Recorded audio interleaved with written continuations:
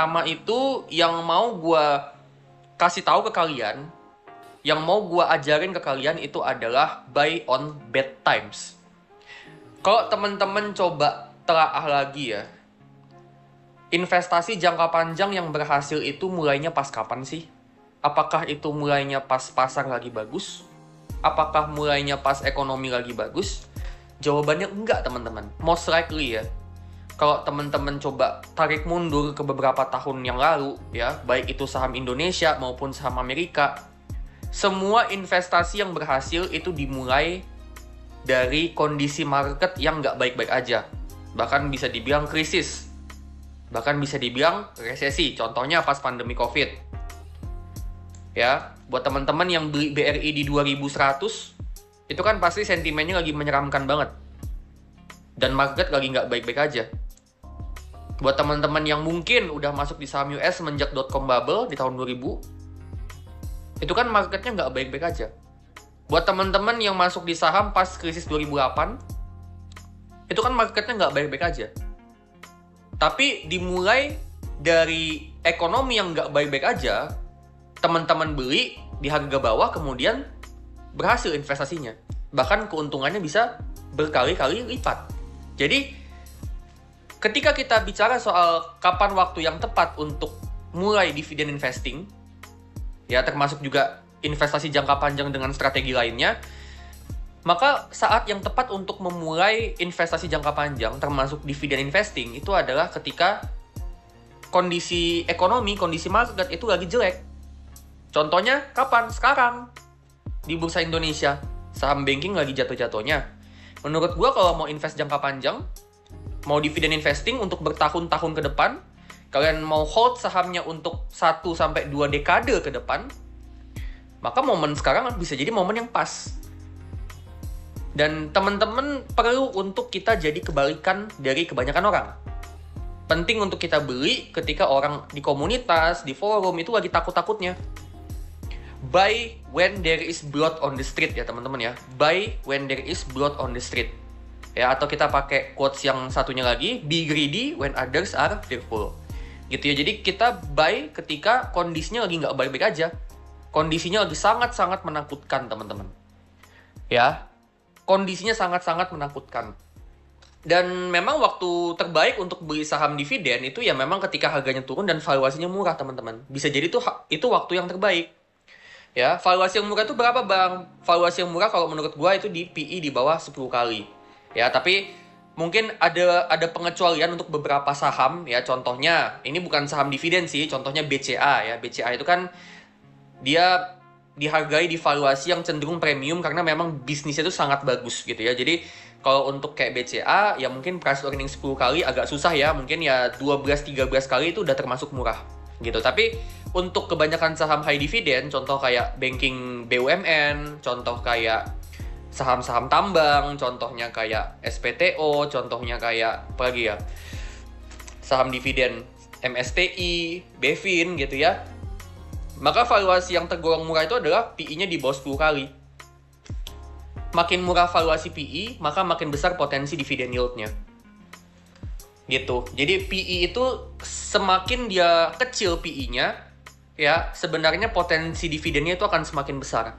Jadi dividen yield itu berbanding terbalik dengan PE. Kalau PE-nya makin kecil, dividen yield-nya akan makin besar.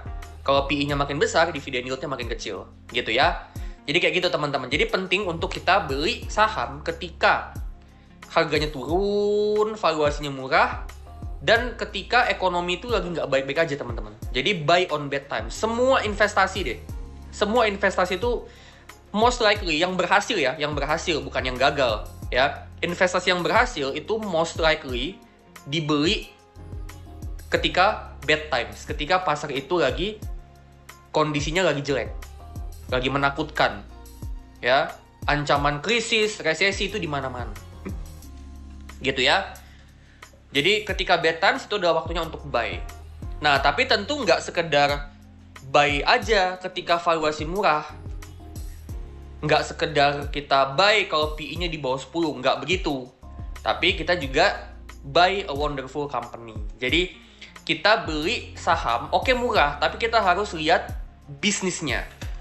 Ya, ketika kita invest di saham dividen, maka kita investasi di bisnis yang menghasilkan dividen, ya, bisnis yang ibaratnya kayak mesin uang, ya.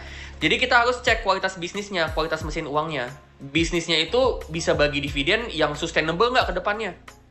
Dia dividennya gede sih, bisa 10% ke atas sih. Nah, tapi pertanyaannya adalah dia sustainable nggak ke depannya? Apakah dividennya itu yang gede itu dia bisa sustain, ya, atau cuman sekali doang? Mungkin karena penjualan aset gitu ya. Contoh kayak AADI ya, AADI ADRO gitu kan. Kan kemarin ADRO itu spin off. Terus AADI belakangan ini dia ada jualan aset dan katanya ada potensi dividen gede. Nah, tapi pertanyaannya dividen yang gede itu sustainable nggak ke depannya? Nah, itu harus kita cek. Gitu ya.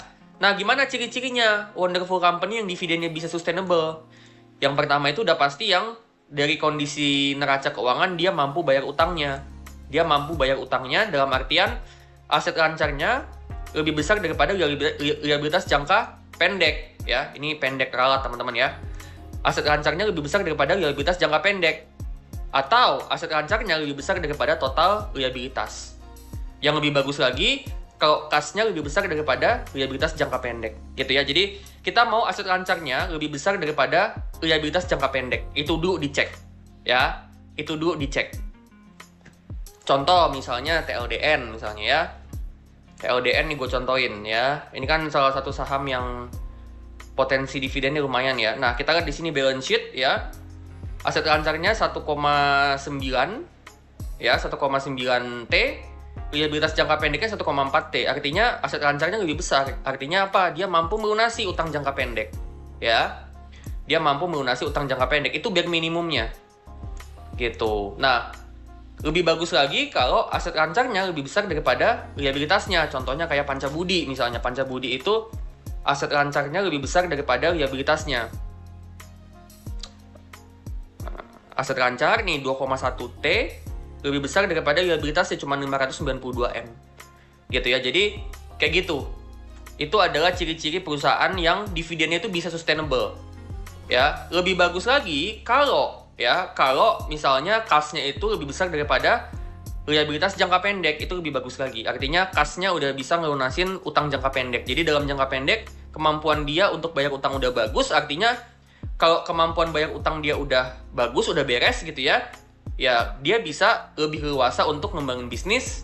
Dia juga lebih leluasa untuk bagi dividen atau ngelakuin aksi korporasi. Gitu ya. Jadi penting juga teman-teman ya untuk kita cari perusahaan yang aktif ngelakuin aksi korporasi. Gitu ya. Nah, itu dari segi balance sheet. Yang kedua, dari segi cash flow, dia mampu generate cash flow. Jadi bukan hanya dia cetak profit, tapi dia juga mampu generate cash flow. Ya, penting ya. Jadi ketika dia cetak profit dari bisnisnya, kita mau supaya profitnya itu bisa dikonversi jadi uang kas masuk. Karena profit itu belum tentu uang kas masuk, teman-teman. Bisa aja dia profit, tapi ternyata banyak piutangnya. Jadi pelanggannya dia itu bayar produk sama jasanya itu bayarnya ngutang nanti gitu ya. Nah, itu artinya apa? Artinya profitnya dia belum tentu semuanya dalam bentuk uang cash. Nah, makanya penting untuk kita cari bisnis yang bukan hanya dia profit tapi dia generate cash flow juga. Gitu. Jadi profitnya itu bisa dikonversi jadi uang kas masuk. Gitu ya. Nah, itu kita lihat dari operating cash flow dan free cash flow-nya positif. Gitu ya. Jadi ini harus positif teman-teman supaya dividennya itu bisa sustain. Oke? Nah, contoh kayak Pancabudi, kalau kita lihat di sini cash flow-nya positif terus teman-teman nih ya dari beberapa kuartal terakhir, meskipun ya ada negatif sekali tapi overall dia bisa rutin positif, cukup sering positif lah. Dan kalau kita lihat secara anual ini semenjak 2022 dia selalu positif. Jadi ini adalah perusahaan yang bisa bagi dividen secara sustain, secara terus-menerus. Ya. Nah, penting juga selain dari balance sheet-nya bagus, cash flow-nya dia positif, kita juga mau bisnis yang manajemennya itu masih terus ngembangin bisnisnya. Nah, ini penting teman-teman ya. Jadi, kita juga perlu untuk cari tahu nih. Jadi, kedepannya manajemen ini ngembangin bisnisnya itu dengan cara apa dan arahnya kemana, arah pengembangannya kemana. Ya, contoh misalnya bisnis pertambangan. Dia ngembangin apa nih? Apa yang dia lakukan supaya volume produksinya meningkat? Apa yang dia lakukan supaya volume penjualannya itu meningkat. gitu ya. Apakah dia mengembangkan infrastruktur, apakah dia mengembangkan sistem logistik kereta apinya supaya pengangkutannya lebih efisien, sehingga dengan kayak gitu penjualan jadi lebih gede, atau bagaimana. Atau misalnya perusahaan manufaktur, kita lihat manajemen ini apa yang dia lakukan untuk memperbesar volume produksi? Apa yang dia lakukan untuk memperbesar kapasitas produksi barangnya? Apakah dia bangun pabrik baru? Ataukah mungkin dia investasi supaya produksinya itu lebih cepat, dengan kayak gitu dia bisa lebih banyak produksi dan lebih hemat waktu, gitu ya. Atau mungkin ada beberapa perusahaan yang dia investasi untuk supaya produksinya itu bisa diautomasi. Otomasi itu artinya apa? Artinya lebih efisien dari segi tenaga kerja. Artinya lebih efisien dari segi beban operasional. Jadi ada juga yang investasinya itu untuk dia mungkin bukan ningkatin pendapatan, tapi lebih ke untuk supaya bebannya itu lebih efisien, lebih sedikit bebannya gitu. Nah, selain itu penting juga untuk kita lihat ya perusahaan yang ngelakuin aksi korporasi, teman-teman ya. Jadi penting nih aksi korporasi nih. Jangan hanya fundamental aja yang bagus. Oh, EPS-nya bertumbuh. Oh, ROE-nya tinggi. Oh, PER-nya di bawah 10, PBV di bawah 1 gitu. Itu memang secara angka bagus, tapi kita juga mau perusahaannya itu aktif ngelakuin aksi korporasi. Artinya apa? Artinya manajemen itu punya niat. Dia punya niat untuk memberikan keuntungan untuk pemegang saham. Ya, perusahaan yang aktif ngelakuin aksi korporasi itu pertanda bahwa manajemennya itu punya rasa respect terhadap investornya. Dan itu tentunya attitude yang bagus dari manajemen. Ya, jadi penting untuk kita cari perusahaan yang aktif ngelakuin aksi korporasi. Itu penting, teman-teman. Supaya kita bisa dapat keuntungan juga selain dari dividen. Misalnya kayak buyback. Ya, buyback itu kan bisa mendorong kenaikan harga saham sebenarnya. Bisa ngebantu mendorong kenaikan harga saham. Ya, atau dia akuisisi. Nah, kalau akuisisi kan artinya pendapatannya bisa lebih besar ke depannya, labanya juga bisa lebih besar ke depannya, dan ya dividennya juga bisa lebih besar ke depannya. Atau bayar utang. Kalau bayar utang, beban bunga bisa berkurang, laba bisa meningkat, gitu ya. Dan kita juga cek nih prospek industrinya gimana. Pastiin kita pilih perusahaan yang prospek industrinya itu masih bagus ke depannya. Ya, antara prospek industrinya itu masih cukup stabil atau masih akan bertumbuh. Gitu ya. Dan satu hal lagi teman-teman ya, ketika kita bicara soal wonderful company, menurut gua ya, ini nggak harus sebenarnya, tapi menurut gua pilih perusahaan yang bagi dividen interim. Jadi dia bagi dividennya itu lebih dari sekali dalam setahun, yang mana itu artinya potensi compoundingnya lebih besar. Kenapa gitu? Kenapa perusahaan yang bagi dividen interim itu potensi compoundingnya lebih besar? Karena kayak gini teman-teman ya. Jadi logikanya itu kayak gini sebenarnya. Contoh misalnya nih ya BCA ya, kan kedepannya ada rencana mau bagi dividen 4 kali dalam setahun gitu kan. Misalnya dividen yieldnya 5%. BCA dividen yieldnya misal 5%. Kalau misalnya dibagi 4, katakanlah setiap kali pembagian dividen nominalnya sama semua, berarti kalau 5% dibagi 4 ya, 4 kali pembagian berarti per pembagian itu 1,25%. 1,25%. Ya. Nah, bayangin kalau kita invest di saham BCA, terus kita dapat setiap kuartal itu 1,25% dividen. Kan dividen yang kita dapat setiap kuartal itu kan kita bisa reinvestasi lagi ke saham BCA. Jadi kuartal berikutnya kita dapat dividen, lot yang kita punya itu jadinya lebih besar. Jadi bagi dividen sekali dalam setahun dengan 4 kali dalam setahun itu outputnya beda teman-teman. Karena potensi compoundingnya itu lebih besar untuk yang lebih sering bagi dividen. Gitu ya.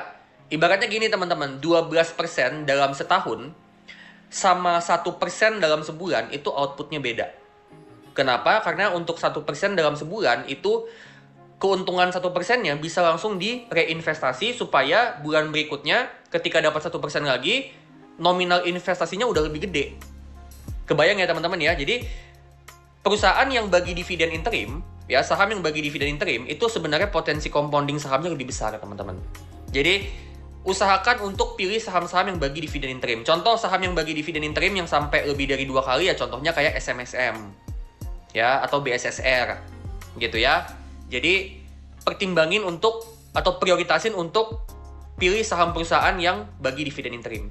Gitu ya. Itu yang kedua, buy a wonderful company. Jadi kita beli bisnis yang wonderful, yang bagus. Jadi kita harus lihat bisnis ya teman-teman.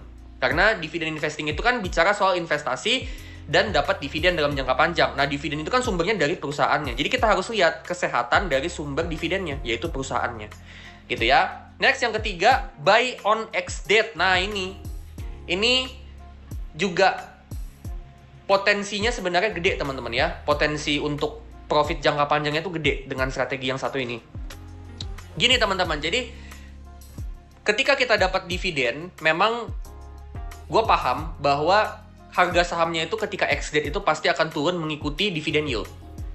Ya, dan itu momennya adalah namanya ex-date ya. Jadi harga saham itu turun drastis mengikuti dividen yield. Jadi kalau harga sahamnya harga sahamnya itu misalnya di 4.000, dividen yieldnya 10%, berarti 4.000-nya itu akan turun sekitaran 10%, berarti ke 3.600. Gitu ya. Nah, ex-date dividen ini tuh sebenarnya sesuatu yang nggak perlu ditakuti dan nggak perlu dihindari. Tapi ex-date dividen ini sebenarnya kita bisa jadikan kesempatan, teman-teman. Kita bisa jadikan kesempatan untuk beli sahamnya di harga yang lebih murah dan hold untuk jangka panjang. Kenapa begitu, Bang? Karena ketika kita beli saham di harga murah, itu kita sebenarnya memperbesar dividen yield untuk tahun-tahun ke depannya, teman-teman. Kita bisa memperbesar dividen yield yang bisa kita terima di tahun-tahun ke depan. Dengan catatan, dividennya di tahun berikutnya itu sama atau meningkat. Gitu ya. Jadi dengan kita beli saham di harga yang lebih murah, kita tuh sebenarnya memperbesar dividen yield di tahun-tahun berikutnya. Gitu ya. Jadi ex-date itu jangan dihindari, jangan ditakutin teman-teman. Tapi dimanfaatkan. Jadi ini tuh kesempatan untuk beli lagi di harga bawah. Tapi memang tetap perlu analisa bisnis. Dan pastikan kita beli sahamnya itu dengan kita analisa dulu. Pastiin kita beli saham yang kualitas bisnisnya itu bagus, teman-teman. Jadi nggak sembarangan beli saham. Tetap harus dianalisa bisnisnya ya. Jadi kalau kita beli sahamnya di ex-date, kita analisa bisnisnya gimana. Masih bagus nggak? Kalau ternyata memang penurunannya itu murni karena ex-date, tapi bisnisnya masih ada potensi pertumbuhan, maka kita bisa jadikan kesempatan untuk beli. Jadi ex-date itu jadi kesempatan untuk beli. Gitu ya. Jadi kayak gitu teman-teman, ex-date itu jadi kesempatan untuk membeli, buy on ex-date. Oke, next. Nah, setelah kita beli sahamnya, maka kita penting untuk hold for very very long time. Jadi dividen investing itu sebenarnya bisa dimaksimalkan dengan kita nge-hold untuk jangka panjang banget. Ya. Dimana dengan kita nge-hold sahamnya untuk jangka panjang, atau bahkan sangat panjang, atau bahkan mungkin hold forever, itu sebenarnya kita ngelakuin namanya passive investing. Dan gue yakin banget ya teman-teman ya, passive investing itu pada akhirnya bisa mengalahkan active investing. Passive investing itu bisa mengalahkan active investing sebenarnya, returnnya. Gitu ya, jadi saham-saham wonderful company yang kita pilih, kita hold aja untuk jangka panjang. Kita hold untuk selama mungkin. Ya, kita hold aja. Dimana dengan kita hold jangka panjang kita dapat passive income dari dividen, dan kalau bisnisnya bertumbuh maka passive income-nya akan bertambah. Ya, terus kemudian dividennya kita reinvestasi kembali ke sahamnya dan juga ke saham lain ya, kalau misalnya ada saham lain yang menarik, supaya bisa compounding teman-teman. Gitu ya. Nah, selain itu dengan kita hold sahamnya, hold saham dividen untuk jangka panjang, itu sebenarnya kita juga lagi ngebangun sumber dividen, yang mana sumber dividen ini nantinya bisa jadi modal trading jangka pendek. Jadi kalau buat teman-teman yang mau trading jangka pendek ya, tapi kalian juga pengen invest jangka panjang, maka strategi dividen investing ini cocok banget buat kalian. Jadi kalian mulai dari dividen investing, kemudian untuk dividennya itu jadi modal trading jangka pendek. Sahamnya jangan dijual. Modal trading jangka pendeknya itu dari dividennya aja, supaya teman-teman bisa memperbesar earnings power. Gitu. Nanti profit dari trading direinvest lagi ke saham dividen. Gitu. Jadi kalau mau trading itu pakai modal dari dividen. Sahamnya jangan dijual ya. Sahamnya jangan dijual. Ya, ambil dividennya untuk jadi modal trading. gitu. Dan juga gini teman-teman, kalau kita bicara soal dividen ya, dengan kita hold saham-saham high dividen untuk jangka panjang minimal 3 tahun, ya minimal 3 tahun atau bahkan lebih, itu sebenarnya kita bisa bebas pajak ya teman-teman ya, bebas pajak PPh 10%. Jadi itu juga sebenarnya membantu kita untuk memperbesar potensi profit yang kita bisa dapat dari dividen. Jadi dengan kita hold minimal 3 tahun untuk jangka panjang, kita sebenarnya sedang memperbesar potensi keuntungan yang bisa kita dapat dari dividen stock. Gitu ya.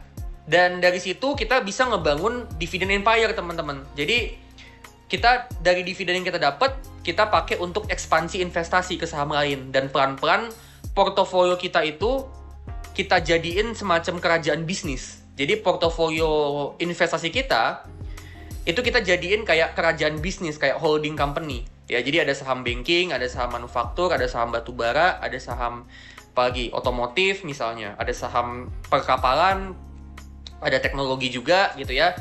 Jadi portofolio kita tuh kita bangun kayak semacam kerajaan bisnis yang isinya saham-saham dividen dari berbagai sektor. Jadi ketika kita dapat dividen, kita ekspansi ke saham di sektor lain. Misal contoh, kita start investasi dari saham-saham banking misalnya. Terus habis itu ketika kita dapat dividen dari saham banking, dividen itu kemudian kita bisa reinvest ke saham, misalnya saham batubara. Ya, jadi kita ekspansi investasi yang tadinya cuma saham banking doang, sekarang kita ekspansi ke saham batubara. Nah, nanti dividen dari saham banking dan batubara kita bisa pakai untuk ekspansi lagi ke sektor mana, misalnya sektor renewable energy atau manufaktur atau teknologi. Jadi ekspansi terus, kita ngebangun kayak kerajaan gitu ya, kita bangun kayak kerajaan bisnis. Karena kan ya memang sebenarnya investasi saham itu kan kita beli sebuah bisnis. Jadi sebenarnya ya bisa benar juga kalau gue bilang itu kerajaan bisnis gitu ya. Dan satu lagi teman-teman yang bisa gue kasih tahu ke kalian adalah dividen itu juga bisa jadi modal untuk buka usaha. Jadi misalnya teman-teman pengen buka usaha atau teman-teman ngelihat ada peluang investasi di private equity ya. Nah itu kan juga teman-teman bisa pakai dividennya itu untuk jadi modal. Jadi dengan kita investasi dengan strategi dividen investing itu memberikan kita fleksibilitas. Kita mau kemana-mana kan enak, fleksibel kan. Kita mau dividennya jadi modal trading bisa. Kita mau dividennya masukin ke saham US bisa. Kita mau dividennya kita bangun kerajaan bisnis bisa. Kita mau dividennya kita pakai untuk jadi modal buka usaha atau investasi di private equity itu juga bisa. Jadi fleksibel kemana-mana. Jadi dengan kita invest di saham dividen dan kita hold for very very long time itu mempermudah kita untuk ekspansi investasi. Ya. Mempermudah kita untuk ekspansi investasi, yang mana ekspansi investasi inilah yang nantinya akan membuat keuntungan kita itu menggulung terus, compounding terus, berlipat-lipat ganda terus dalam jangka panjang. Jadi dengan kita hold for very long time, kita memperbesar potensi keuntungan investasi, termasuk juga itu menghindarkan kita dari pajak PPh 10% dengan kita hold minimal 3 tahun sahamnya. Gitu ya. Jadi penting banget kalau kita mau dividen investing itu kita hold untuk very long time. Minimal banget itu 2 tahun lah. Itu minimal banget. Gitu ya. Itu minimal banget. Nah, tapi kalau misalnya kita mau jual ya, misalnya nih kasusnya nggak abang kelamaan bang. Gua nggak mau hold lama-lama gitu ya. Ya kalau misalnya mau exit ya silakan, tapi pastikan exitnya itu, sell-nya itu, jualnya itu ketika good times, sell on good times. Jadi ketika kita mau exit, maka jual sahamnya di saat-saat yang bagus, teman-teman. Ya. Misalnya ternyata sahamnya naik tinggi karena ada sentimen positif, ya. Misalnya capital gain-nya naik di atas 50%, kan bisa aja. Bisa aja kan? Ya, contohnya kayak tahun lalu itu gue punya saham PBSA itu 50% lebih ya, langsung terbang gitu ya. Teman-teman juga mungkin yang hold PBSA juga ngerasain profitnya, mungkin ada yang beggar. Gue waktu itu nggak nyampe beggar ya, tapi waktu itu udah sempet 50% ke atas itu gue TP ya. Ya meskipun habis itu naik lagi lanjut, gue ketinggalan, tapi ya udah kan toh juga gue profit di atas 50%, nggak apa-apa gitu kan. Profit gue juga udah lumayan, gue juga udah seneng gitu ya. Dan ketika ada hype, ada euforia gitu ya, ketika market itu lagi hype, lagi euforia ya, di forum-forum, di komunitas itu pada bilangnya beli terus, price to earnings nggak guna, price to earnings 100 kali Nggak ada artinya, beli terus, PBV-nya 10 kali misalnya. Nggak ada gunanya itu PER dan PBV, beli aja. Gitu ya. Nah, ketika kayak gitu, which is itu lagi terjadi di saham US, itu malah jadinya kita mesti pertimbangin untuk jualan. Dan menurut gua nih, ini pendapat gua teman-teman ya, di saham US itu sekarang buat teman-teman yang pegang saham US, justru sebenarnya sekarang itu adalah waktu untuk jualan menurut gua. Karena pertama, saham US udah naik tinggi, yang kedua rupiah melemah terus. Itu sebenarnya kalian bisa dapat double profit yang gede. Gitu ya. Jadi sell on good times, ketika masa-masanya lagi bagus, itu kita waktunya untuk sell. Ketika orang lagi euforia, itu waktunya untuk sell. Ya. Nah, tapi bicara soal jualan, mungkin nggak langsung semuanya teman-teman. Jadi take profit sebagian ketika memang udah naik tinggi. Jadi take profitnya sebagian. Supaya teman-teman tetap bisa dapat tambahan profit kalau sahamnya lanjut naik. Karena kan valuasi mahal pun tidak menjamin sahamnya akan turun. Valuasi mahal pun kalau dalam jangka pendek pemain besarnya maunya sahamnya naik, ya lanjut naik. Jadi supaya kita tetap bisa dapat profit kalau sahamnya lanjut naik.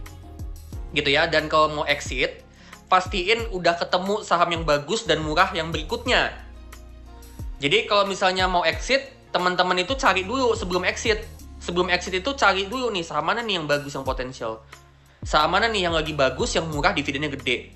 Yang mungkin berikutnya kita mau invest. Cari dulu nih mana sahamnya. Kalau udah ketemu baru pertimbangin untuk exit.